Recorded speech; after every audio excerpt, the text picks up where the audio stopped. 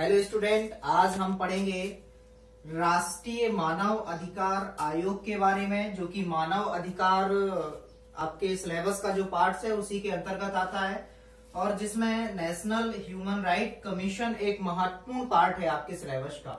इसके संरचना के बारे में, स्ट्रक्चर के बारे में, क्या क्या इसमें होता है और कैसे ये काम करता है, कैसे ये मानव अधिकारों के संरक्षण के बारे में बात करता है, इस विषय में भी हम जानेंगे। इसको हम 3 या 4 पार्टों में लेंगे। पूरा टॉपिक राष्ट्रीय मानव अधिकार आयोग का रहेगा, 3 या 4 पार्टों में रहेगा। तो आज का हमारा टॉपिक रहेगा इसके स्ट्रक्चर के बारे में, संरचना के बारे में, कि ये इसमें कौन कौन से मेंबर होते हैं। तो राष्ट्रीय मानव अधिकार आयोग का गठन किया गया था 12 अक्टूबर 1993 को, मतलब 12 अक्टूबर 1993 को इसका गठन किया गया था। गठन किया था केंद्र सरकार के द्वारा।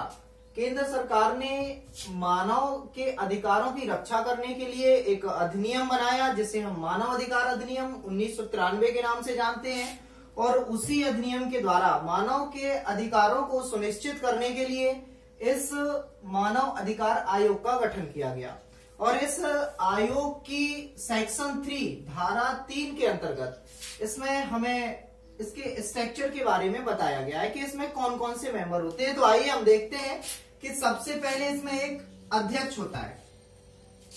सबसे पहले इसमें एक अध्यक्ष होता है और अध्यक्ष कौन बन सकता है? जो रिटायर्ड सीजीआई हो, मतलब पूर्व भारत का मुख्य न्यायाधीश, चीफ जस्टिस ऑफ इंडिया रह चुका हो। इसमें एक अमेंडमेंट भी हुआ है, मतलब संशोधन भी हुआ है, जो 2019 का है। और इस संशोधन के अंतर्गत सुप्रीम कोर्ट का कोई भी न्यायाधीश जो कि रिटायर्ड हो चुका हो, इधर ध्यान रखना पूर्व शब्द को हमें फोकस करना है। इधर पूर्व शब्द है, मतलब रहा हो। Retired chief justice of India और रिटायर्ड जज ऑफ सुप्रीम कोर्ट। तो इसका अध्यक्ष बनने की क्वालिटी क्या है इसमें? रिटायर्ड सीजीआई और रिटायर्ड जज ऑफ सुप्रीम कोर्ट। तो एक अध्यक्ष, फिर हम इनके सदस्यों की बात कर लेते हैं। तो सदस्यों में कौन आएगा? एक सदस्य जो वर्तमान या पूर्व सुप्रीम कोर्ट का कोई भी न्यायाधीश, चाहे है अथवा रहा है, मतलब वर्तमान या पूर्व। इसमें भी ये अमेंडमेंट हुआ है, वर्तमान या पूर्व न्यायाधीश है अथवा रहा है, दोनों ये इसमें ले सकते हैं। एक सदस्य किसी हाई कोर्ट का वर्तमान या पूर्व मुख्य न्यायाधीश भी इसका मेंबर बन सकता है। किसी भी राज्य के हाई कोर्ट का वर्तमान या पूर्व मुख्य न्यायाधीश भी इसका मेंबर बन सकता है। और 3 सदस्य इसमें मानव अधिकारों के जानकार होना चाहिए, जो ह्यूमन राइट के विषय में जानकारी रखते हैं, वो इसके मेंबर होते हैं। और ये अभी 2019 में एक संशोधन हुआ था। पहले इसमें 2 सदस्य हुआ करते थे, संशोधन में एक और सदस्य जोड़ा गया। इन तीनों में से कम एक महिला का होना अनिवार्य है, इस बात पर ध्यान रखना। 3 सदस्यों में से कम एक महिला का होना अनिवार्य है। तो हम इसके स्ट्रक्चर के बारे में, जो कि इसके सेक्शन 3 के अंतर्गत इसकी संरचना के बारे में बताया गया है आयोग की। और संरचना में हम देखते हैं कि एक अध्यक्ष और 5 सदस्य, तो इसके टोटल मेंबर हो जाते हैं 6। लेकिन आप इधर देखना, मैंने +7 और लिखा हुआ है। +7 का मतलब क्या है? कुछ इसके अन्य आयोगों की जो पदेन अध्यक्ष होते हैं वो भी इसके सदस्य होते हैं, जिसमें हम देखते हैं नेशनल बैकवर्ड क्लास कमीशन के जो अध्यक्ष होते हैं वो भी इसके सदस्य होते हैं। राष्ट्रीय अल्पसंख्यक आयोग, मतलब नेशनल माइनॉरिटी कमीशन के भी जो अध्यक्ष होते हैं वो भी इसके सदस्य के रूप में आते हैं। राष्ट्रीय अनुसूचित जनजाति आयोग के अध्यक्ष, मतलब national ST scheduled tribes commission के जो भी अध्यक्ष होते हैं वो भी इसके अंतर्गत आते हैं।